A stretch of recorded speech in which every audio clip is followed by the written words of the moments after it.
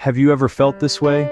Like, you're all alone, lost, and the silence around you just weighs you down so much. It's like you're throwing your prayers up in the air, full of hope, but they just get lost in a huge, empty cathedral, never finding any ears to listen. You shout, you whisper your secrets, you even throw your despair into the void. But nothing. No answer. And all you get back is just the cold echo of your own loneliness. This silence, it's heavy. It falls on you like a weight. It chills your heart, and you feel like that little flame of hope is going to go out. Your faith compass, the one that worked so well before, it's going crazy, and you don't know where to go anymore. With every step, you're not sure. You wonder if you're really moving forward or just going in circles. But you know what? This silence isn't a failure. It doesn't mean you're abandoned. It's a special moment, almost sacred. Because often, it's in silence that real changes happen, away from everyone's eyes. Think of a seed. It has to break open in the ground, in the dark, to grow. Or the caterpillar, quiet in its cocoon, before becoming a butterfly. What if, in fact, God's silence isn't that he's absent but just another way of being there? Maybe he's inviting you to a deeper, more grown-up faith, one that doesn't just depend on signs or clear answers. It's like learning to move forward with your own little inner light, especially when everything else around you goes dark. Believe it, there's a love working behind the scenes, preparing the way for you, even if you can't see it yet. Even the guy in the Psalms cried out, "How long, Lord, will you forget me?" Psalm 13. This cry isn't doubt. It's proof of a living faith. A faith that fights and doesn't give up. It's the faith that goes through fire and comes out stronger, purer. So hang in there, don't give up. This silence is just a chapter in your story, not the end of the book. Don't worry, dawn always breaks the night eventually. You see Job? He lost everything, and the heavens didn't even answer him. Like a really tough spot where your faith is exposed, with no filter. In those dark times, honestly, cliches are useless. They sound empty and don't warm your heart. God's silence isn't something to fix, it's something to go through.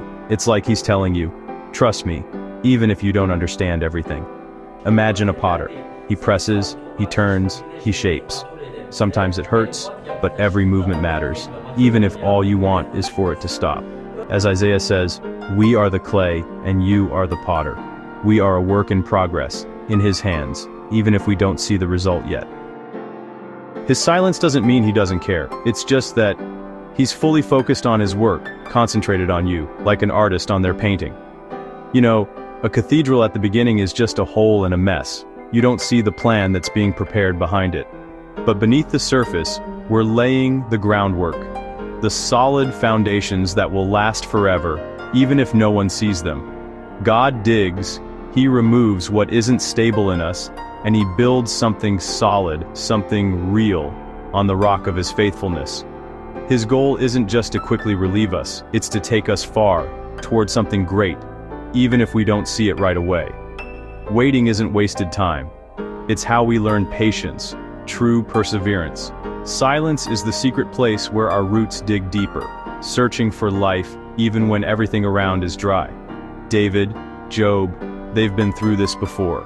Their cries in the silence are like road signs to guide us. So, silence isn't the end of the movie. It's just a pause before the story continues even better.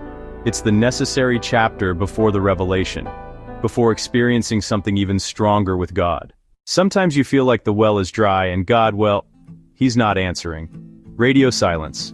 Bob Proctor, you know the coach? He always said, watch your habits, they lead you. What we do without thinking ends up shaping our lives, even if we don't realize it. So guard the entrance to your brain, don't let just anything in. Think about what you really want, not what you're missing. You have to aim for the positive, even if it's not easy. Even the Bible agrees with this. It's not just coach talk. Tony Robbins, he says, change your mood, you change everything. Move, breathe, smile, even if you don't feel like it. Stand tall, take a deep breath, and give yourself a smile. That already changes the vibe. Ask yourself, what can I learn from this tough moment? There's always something to grasp. We attract what vibrates like us. If you're in hope mode, you'll see more light around you. Say it out loud. God is working in my life, even if I don't see it. You have to believe even in the blur. Go from struggle mode to it's gonna happen mode. Change your perspective, it changes everything. All these tools are to prepare your heart, but it's God who does the real work, not the coaches. It's up to you to keep that little flame of hope burning bright, even when everything seems dark. That way, you're ready for the sunrise as soon as it peeks out. Seeing things in your mind is a real act of faith. It's like really believing in something you can't see yet. Your brain can't tell the difference between what you've actually lived and what you imagine super strongly. When things are quiet, don't give up. Imagine the answer, as if it's already here. Need to heal? Imagine yourself running hard, breathing deeply, full of energy, life overflowing. Is a relationship broken? Imagine the hug, the forgiveness, as if it's already happened. God took Abraham outside and told him, "Look at the stars. Count them if you can." Faith means truly believing in what we hope for, being sure of what we don't see yet. Keep your vision alive as if it's already your reality. But faith without action is useless. You have to dare to take the next step, even a small one. Update your resume, make that phone call, sign up for that class you're interested in. Say yes, jump in, serve those around you. You know, the sea opened up when they stepped into the water, not before. Sometimes you just have to take a scary step because you believe in the promise. Start moving forward and you'll see, God always meets you on the way. Joseph was betrayed by his own brothers, thrown into a pit, sold as a slave, the whole deal. And for 13 years, radio silence from God. Like, that must have been really tough to live through. But even locked in his cell, Joseph kept doing what he knew how to do, helping others stay on the right path. And overnight, God moved him from the dungeon to the palace. Amazing, right? When he sees his brothers again, he holds no grudge.